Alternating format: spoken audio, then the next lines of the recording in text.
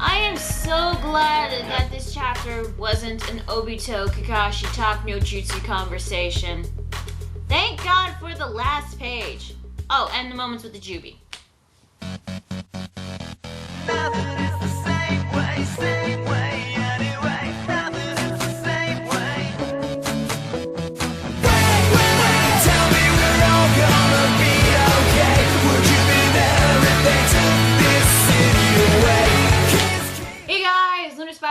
Here, bringing you Naruto chapter 630, What We Bury. So the chapter begins with, of course, considering the conversation between Obito and Kakashi. Obito is trying to convince Kakashi to join him with his Moon's Eye plan. He tells Kakashi that he doesn't have to suffer anymore. Yada yada yada, I don't give a crap, honestly. Yeah, Obito is then like, it's okay, Kakashi. Rin is here. And your ideal version of me is here as well. In the Kamui dimension, you get to see Rin and little Obito, you know, before he was all cuckoo. Join me, Kakashi. Let me fill the void in your heart so you won't have to suffer anymore. But, what's Kakashi's response? Chidori slicing through both of them. And then he tells Obito that Rin's not here and that he would never disregard Rin's wishes when she lived, because she sacrificed herself for the sake of the village. And then in like one panel you get to see, I could have sworn, I don't know why, but I always thought that Obito was twitching with that Rinnegan eye of his. That would be freaking funny if he did, because Kakashi is starting to get on his nerves. But, you know, we cut back to the present, and we get to see the Juubi, and his mouth opens really wide, and it pops out what looks like some sort of egg. Also, we get panels of Killer Bee. Yay! Turns out, all the time that the Juubi was transforming, it was actually trying to turn into its original form. What does its original form look like? That's what I want to know. Also, I forgot to mention that those tentacle things on his his head from the previous chapter, they turn into like a crown because they start raising up. And apparently the mode that it was on right now is its attack mode. So what was that mode when it first appeared? Defense mode? The Juubi is getting closer and closer to its original final form. And once it reaches that form, everybody is basically screwed. So then Gyuki tells B that it's now or never, whatever that means. I guess they're going to try to fight against the Juubi before it could like turn into something. Although, I don't know how these two are going to be able to fight against it. But then we finally see the Juubi in that bulb thing, and apparently... What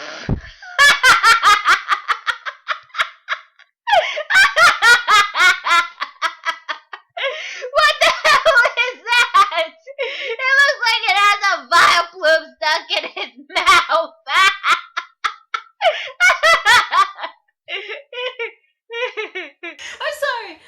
I'm sorry, but am I the only one that thinks that thing, that flower, looks like a Vileplume? What, did the Juubi eat Vileplume?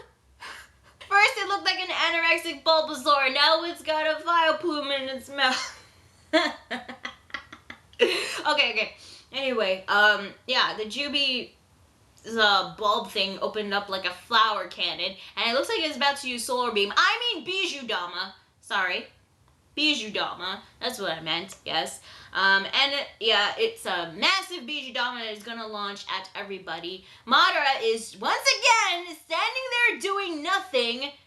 God, not only is he the most OP'd character, but he is the most laziest. He barely does anything, and when he does, it's usually awesome. According to Madara, the Juubi isn't holding back anymore because he assumes that the Juubi is panicking because he sensed the other Bijus inside Naruto. Although I don't know why he sensed Shukaku, because Shukaku didn't appear. It was that, and also he sensed the Rikudo Sennin. Probably resembles him, or we might get an appearance for the guy. I don't know how that's going to be possible. A lot of people are saying that the Rikudo Sennin is inside his mind. I don't know how that works, but whatever. Madara is like, all the fodder ninja to entertain me with. It's such a shame that they'll be all obliterated in an instant. Okay, this guy from previous chapters said that he wanted to quickly finish this so that he could have time to fight against you-know-who. And I mean Hashirama. And now he's disappointed because they're all gonna be obliterated by a massive Bijuudama. Are you kidding me? All he does is stand there and watch most of the time. Anyway, majority of the Allied Shinobi force to see the Bijuudama, and they're all worried and kind of scared, saying that there was actually no way to stop this thing. But Sakura, who's healing Naruto, basically Sakura tells everybody to buck up and help Naruto in every way that they can, since Naruto did everything in his power to save them. And then she also said that Naruto considers all the Allied Shinobi forces as his comrades from the bottom of his heart. Which is actually something that we already know, but I guess the Allied Shinobi forces had doubts about that, even though he said that in front of Obito and everybody to hear. Well, maybe not everybody to hear. There are probably a couple 100,000 in that group, so maybe not everybody heard that speech. And Sakura tells everybody that she'll do everything she can to get Naruto into good shape, healing him. And she says that if we're gonna die here, we'd rather die fighting than die as cowards. So yeah, I'm kind of glad that Sakura is actually getting to do more aside from healing, saying that speech. But I know a lot of people are gonna hate this because this is actually something that we already know about. Hey, Sakura gets some panel time. She gets to do something aside from healing. So yeah, you don't like it, don't like it. If you like it, fine. Doesn't matter to me anyway. Shikamaru, good old Shikamaru comes up with a plan. So he asks Ino to use her mind transfer jutsu to link his mind with Kitsuchi. Shikamaru asks Kitsuchi to teach him a simple Doton jutsu to a person that is not affiliated with Iwa, and that anybody can actually perform. So he can learn the seals so they can create a simple earth barrier. Yeah, this is actually something I'm a bit confused at, because I know that he wants to create a simple earth-style jutsu that everybody can learn, even though it usually takes years to use elemental chakra. At least that's what I've heard. But not everybody can use an earth-style jutsu. But then again, Shikamaru did ask for something that anybody can use. But don't you need, earth chakra to do earth jutsu or something? I don't know. I guess, yeah, that was actually the part I was confused at, because I'm pretty sure not everybody can use earth jutsu. Yeah, fucking, I don't know. Maybe he's just teaching all the people that are capable of learning earth jutsu. So wait, this I just realized. That means that Shikamaru and Choji, even the Konoha 11, what's left of it, is gonna use a Doton Jutsu. What? Okay, this is not making much sense, honestly, for me, but I don't know, maybe you guys can, help me out here. If it was a simple Earth Jutsu, then it would be blown away easily.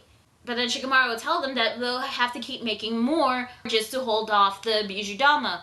And hopefully with a barrage of weaker walls would be enough to block against the Bijuudama. Okay, that wouldn't actually work because the Bijuudama will still hit them, but I guess it will be buying enough time to probably stop the Bijuudama. Well, this is Shikamaru, so he's got something at least. So yeah, Kitsuchi agrees with this, and then he mind links to Killer Bee, who tells him that they need him to smash the Bijuudama, hopefully as high as he can. Hopefully it will launch upwards, only blasting the sky. And then Ino connects Shikamaru with everybody, and they all now learn the seals for the simple earth-style jutsu. The Bijuudama gets launched, and we see a bunch of earth walls coming from the ground. But then every now, which by the way, throughout the chapter, we usually cut back to Kakashi and Obito, and then back to the Juubi and the others. So I'm just gonna get through the conversation between Kakashi and Obito. Obito is basically like, "Why are you refusing my deal? Reality is very cruel. Only illusion is the real world, and you'll just end up widening that void of yours." But then Kakashi tells him, okay, yes, things don't always go according to plan. And yes, people aren't always on time. And then Obito is basically like, yeah, that's how it is for me. So how do you expect me to fill that void while living in this reality? And he says that you need comrades. People who care about you and support you that will help you feel this void. Obito did say that only throwing away the memories of your friends and people that you care about is the only way you can free yourself into true happiness. And yeah, the conversation does go on, and I'm sorry guys if you really hate Kakashi and Obito's conversation. Me personally, I don't like it that much, but hey, I'm just glad that somebody was able to talk down Obito and tell him the facts. So he actually rehashes the same speech that Obito told him in Kakashi Gaiden, but he adds one thing. Basically, this is how it went. Those who break the rules are trash. Those who disregard their friends are even worse than trash. But those who have the decency to not respect the memories of their friends and comrades are the worst. I gotta admit, I did like this speech because he's called Obito worse trash than him. He also tells him that people will face suffering and hardships and difficult situations, but it is no reason to give up on this world because there will be people out there that will support and care for them. Even if those people were gone, you would still have their memories, and you cannot throw those memories away. Because all Obito is doing right now is just running away from reality, not facing it. And if you only preserve and endure, there will always be somebody to support you. And Kakashi says, the fond memories I have of the old you, I will never give them up. The only one who's denying them is the present you. So those two are going to fight, and hopefully Kakashi kills Obito. Fingers crossed. Anyway, back with the Allied Shinobi forces. They conjured up multiple rock walls, but it was not enough to block the Bijuudama. Because the Bijuudama just keeps destroying the walls one by one. While Killer B, who's now entered in his Biju mode, has tried to launch a couple of Bijuudamas of his own to slowly lift up the giant Bijuudama. Since the Bijuudama was getting close, Killer B had no choice but to try to block it on his own, which he tried to do, but it disappeared. And everybody's like, the fuck just happened? We see a tri-pronged kunai, and it's none other than Minato! Yes! Yes, Minato has came right on time, and apparently he was the one that teleported the Bijuudama away. Don't know where, probably on the moon, because a Bijuudama that massive will cause a massive shockwave. So hey, if the moon is destroyed, that means the Moonlight plan will never work. Minato has come back, and he's like, am I late? Badass. And then, which honestly was actually the best part of the chapter, and basically the chapter ends with Naruto smiling, nope, right on time, Dad, and that is where the chapter ends. So that is Naruto chapter 630. What did I think? Well, honestly, I thought the chapter was okay. I mean, the conversation between Obito and Kakashi, I was like, I mean, Obito tried to convince Kakashi to join him in his plan. I mean, like, which is stupid. But Kakashi's like, no, because he would never throw away the memories of his friends, especially not disregarding Rin's wishes, which is something that Obito did. So, I honestly didn't actually care much about the conversation between the two, but I did like the fact that Kakashi did tell him the same words that Obito did in Kakashi Gaiden, except added words of his own. Those who break the rules are trash. Those who disregard and abandon their comrades are worse than trash. But those who don't respect the memories of their friends are the worst. And he technically called Obito the worst trash, even worse than him. So, yeah, that actually did make me smile a bit. But what made this chapter for me was Minato coming back. Yes. Finally, which I don't understand where the hell are the other previous Kages. Maybe they'll come back in the next chapter, which would be freaking awesome. Yes! I was actually hoping Obito would actually be here so that he could fight against Minato. And then Minato would use the Hiraishin level 2 and shove a Rasengan up his face.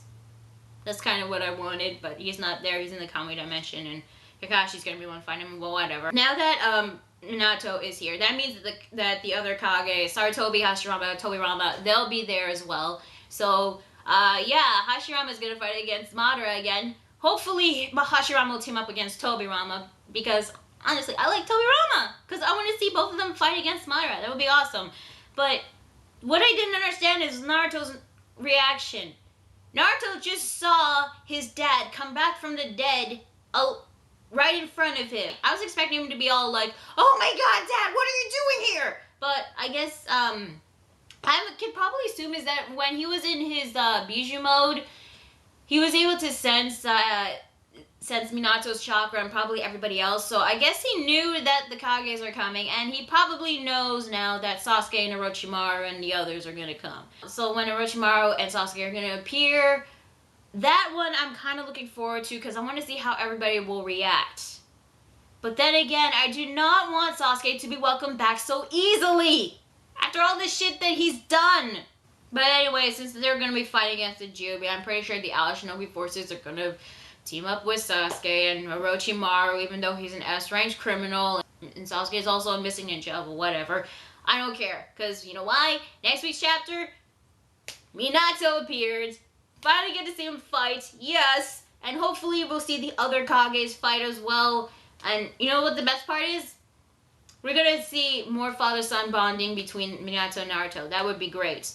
And honestly, I just want to see the Kages kick some ass. Yay.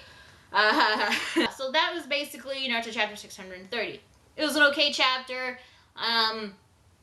But what really made it for me was near the end.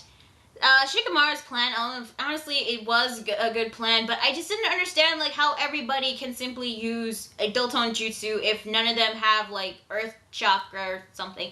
I don't know, I probably have to reread, like, the, Naruto's, Wind Chakra training. That I still probably have to reread, I don't know, but that part still kind of still confuses me, but aside from that, the chapter was okay, but the best part was near the end. So yeah, that is Naruto chapter 630. I'm going to start on 27, and I'll see you guys later. Bye.